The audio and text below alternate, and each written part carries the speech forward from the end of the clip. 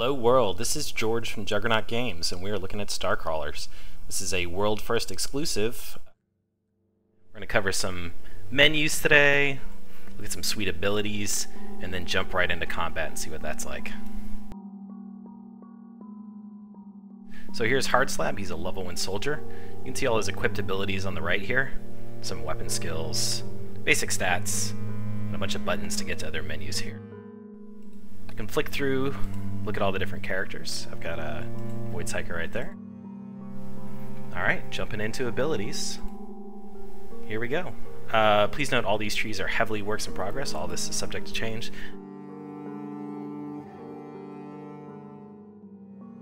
So he's got Incendiary Grenade equipped, Rocket, a Meat Shield, and an Overwatch.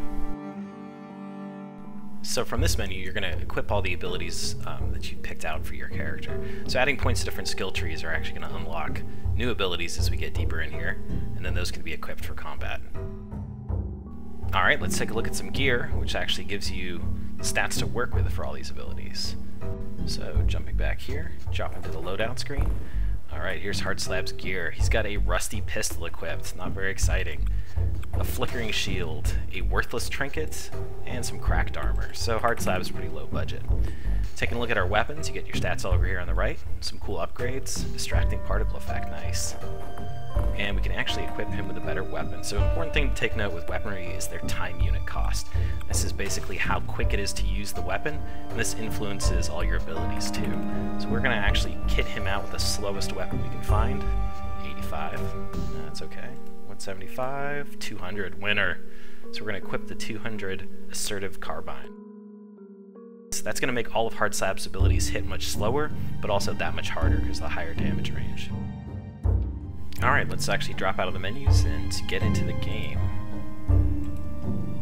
Here we are in the hangar bay. Not much to look at so far. It's pretty barren in here. Now there's a door. Let's check that out.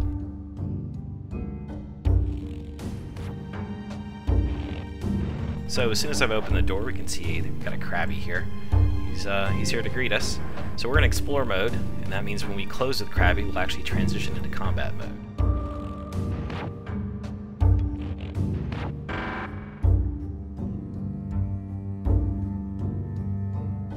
So quick tour of the combat screen.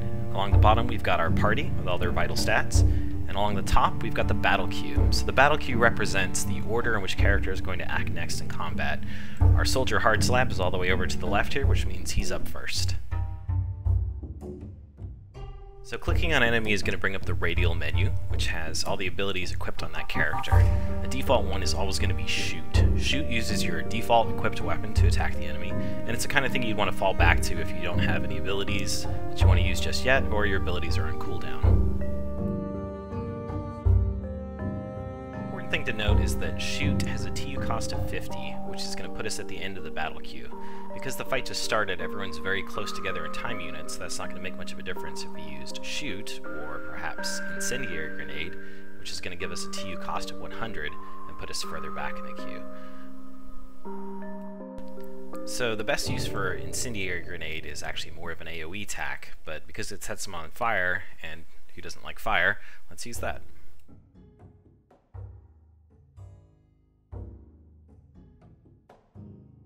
So you notice that Krabby's shield activated when he took damage. A little number bounced up off of him there showing you did 17 points of shield damage. And you can see that his shield bar is reduced a little bit. He also happens to be on fire, which means that every time Krabby's turn comes up, he's going to take a little bit of damage. Krabby's burning, and now it's Trix the Hacker's turn. Clicking on Krabby is going to bring up her equipped abilities, and we're going to take a look at Scramble. Scramble actually has a very low hit chance, you'll see. But it is also very cheap to use, so it puts her just after Krabby in the combat queue, but before Hardslab, which means that Trix will get a chance to act again before it is even Hardslab's turn. So let's try and go for a Scramble. Nice, we got a hit. So Krabby's now stunned, which means when he comes to his turn, he's actually going to miss it and get applied a TU penalty, which will push him back further into the queue.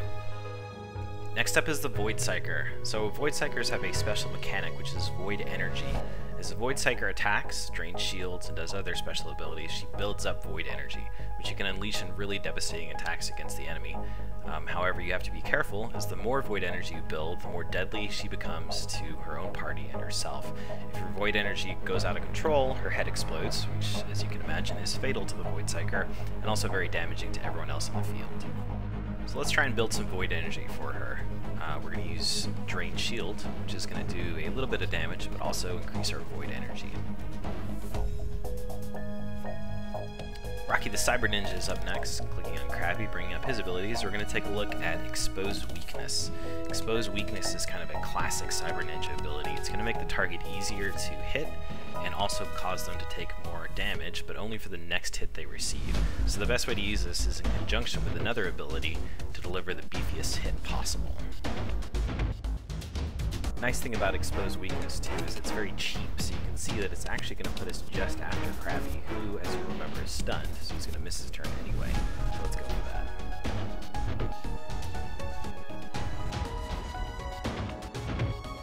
Krabby is stunned, he's going to miss his turn and move to the end of the battle queue, and now he's unstunned. However, he's on fire, and he has a weakness exposed right there. So, Rocky's turn to act again. Bringing up his abilities, we're going to take a look at Flurry this time. Flurry is pretty awesome. It attacks 1 to 9 times, so there's an element of randomization in there, and it's pretty costly. It's going to cost 100 TU and put us all the way at the end of the battle queue, but you'll notice that because of the Exposed Weakness effect on Krabby, we've actually got a 91% chance to hit, which is pretty awesome. So let's go ahead and do that.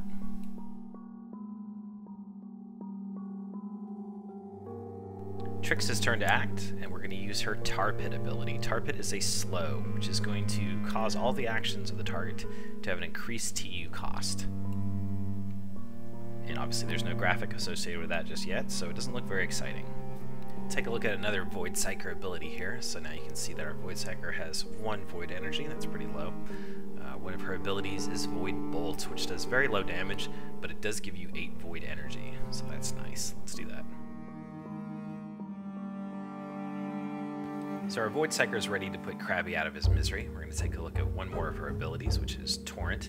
Torrent doesn't have an exciting tooltip yet because it's heavily a work in progress.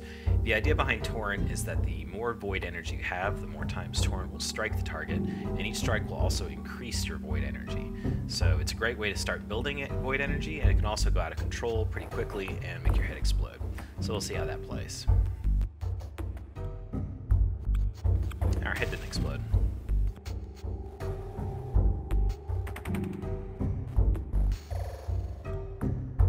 Thanks for joining me for a look at combat in StarCrawlers. We are going to follow up with a part 2 video, which is going to go over fighting larger groups of enemies and showcase some enemy abilities.